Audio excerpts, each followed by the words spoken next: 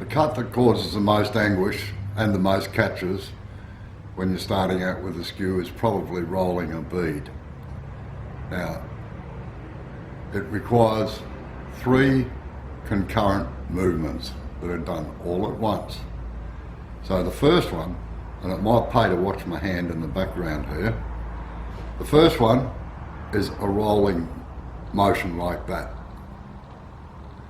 The chisel is held straight across the lathe at right angles to the work like that, and it is twisted over on that lower corner there to get a rolling action,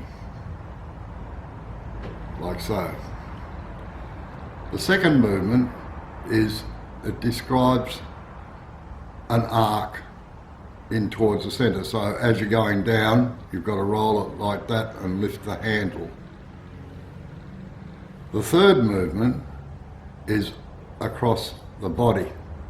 So you need your body to move with it. So as you tilt the chisel over and you're going in towards the centre, you've got to lean across to keep this bevel here, if you're going to the right, in contact with the timber. And I'll enlarge on those 3 movements in a minute. This is going to sound like a Beethoven symphony. The first movement is a twisting one like that, where you twist the handle over. And you're pivoting, as I said, off the edge down here on the tool rest.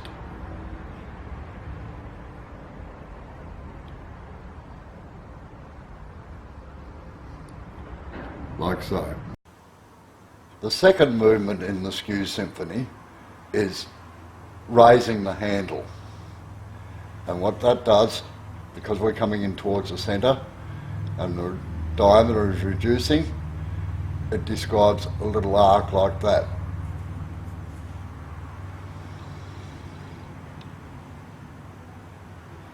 The third movement is, as you lift and twist the handle, the chisel has to move across to maintain bevel contact on the short point here.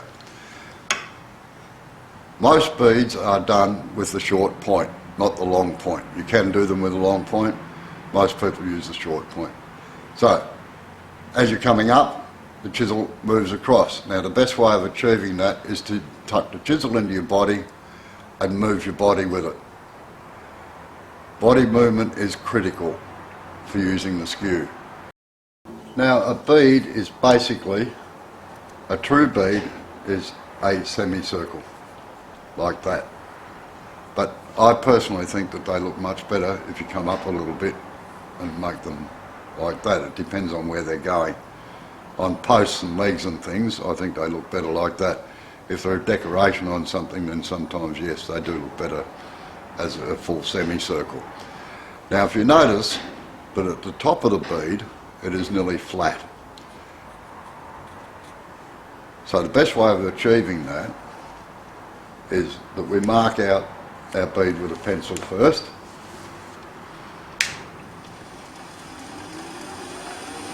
Like so. I generally make them about 20 millimetres or so wide. And remember, always trail the pencil down. Now, to achieve that little flat section up here, or what appears to be flat, is if you mark a centre line here and come about a third of the way out, like that. And that will give you a little flat spot that can soon be just sanded out just on the corners there. We start the cut with the short point leading that way. What we've got to do is take off this corner here first. Now we anchor this edge here down onto the tool rest with the blade at right angles to the work. Now we are cutting right on this little bevel here, right behind the short point.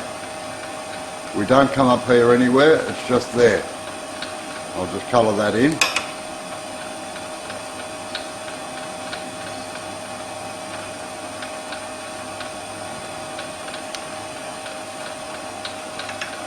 So, in order to get that, we slide it back slowly, like so, nice and gently. This is where you'll get the first catch if you're not careful. If you bring it back too quick, then it will want to grab and just dive into the timber, which doesn't do anybody your nerves or anything else any good. So the first thing we do is just take off this corner. Just bring it back until it starts making a cut and take it off. Now, see the shiny bit there? That's the only part of the bevel that is in contact with the timber. Now we come back to our line here, and by rotating the chisel over and moving the handle across, as I showed to you before, is how you get the curve in this section here. Now, in order to do this side here, where it's going into the solid timber, you've got to give the cut some relief so the chisel's got somewhere for it to go. If you just try going straight in like this, it tears the fibres on this side here. Excuse me. Now you can do that if you want to, but it's hard work. Better off just practicing your V-cuts, putting your V-cuts in. Again, slide the chisel back slowly until that corner starts coming into contact. And of course, to get that corner in, you've got to have the chisel tilted up with a gap in underneath the long point. So, bring it back until it starts loading and shaving, take that corner out, come back to your line, and roll and twist the chisel. And you should end up with a bead. Now it's got a little bit of a flat spot there, just in here, but you don't worry about that, that can be sanded out. Now to do the next one is exactly the same way. Just put a V-cut in, mark it out,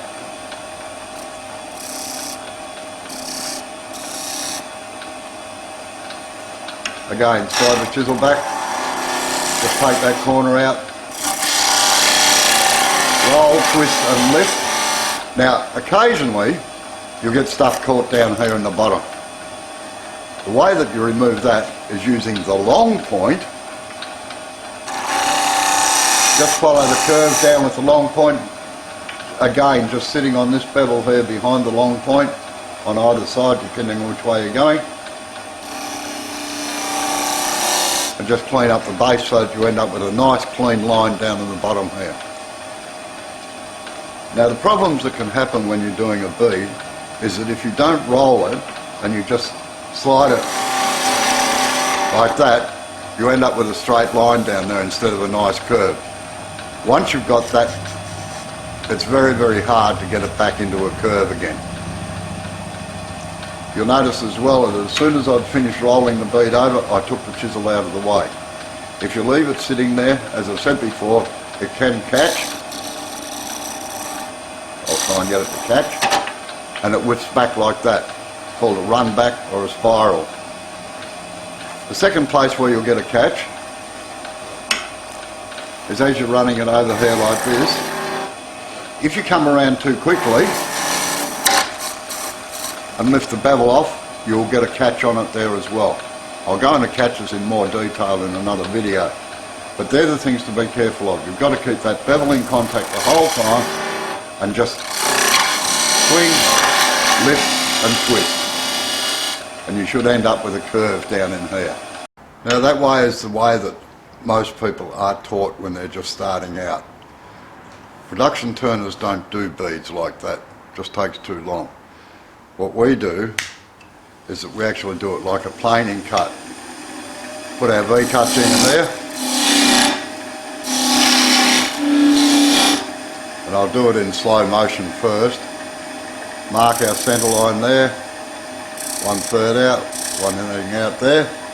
Now the difference is that in the beginning people are taught to use just this bevel here. We don't, we actually use it like a planing cut and do it up in the centre. So what we do is have it sit there like that, take that corner out like that, and then make the cut all the way down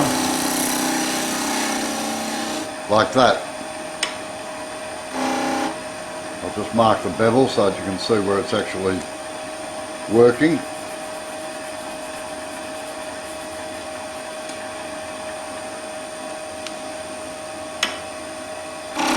Take that corner out.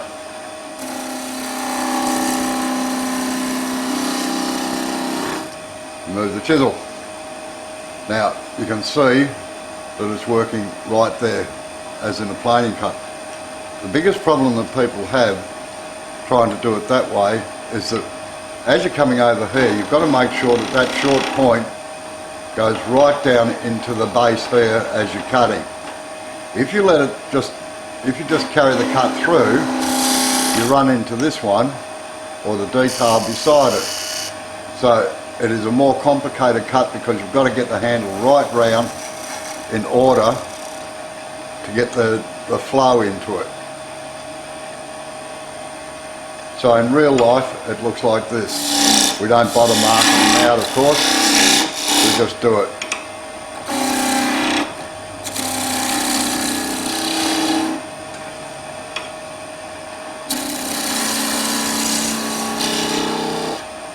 And you'll notice I'll remove the chisel out of the way again. Now both those methods are good, but they require practice, coordination, and a little bit of dexterity, I suppose. So, but the key word is practice. And remember, the more you can relax on the handle of the chisel, the better off you are. If you're holding it in a death grip like this and you've got white knuckles down there, you're holding it too tight. You should just hold it like that. In fact, when you get practiced at it, you can actually do a bead with just your thumb and your forefinger. Then you know that you've got it right. Because trust me, you're not going to squeeze any more sap out of this timber here. Right, that concludes this part on beads in this part of the series anyway. The next video will be on favourite subject, catches.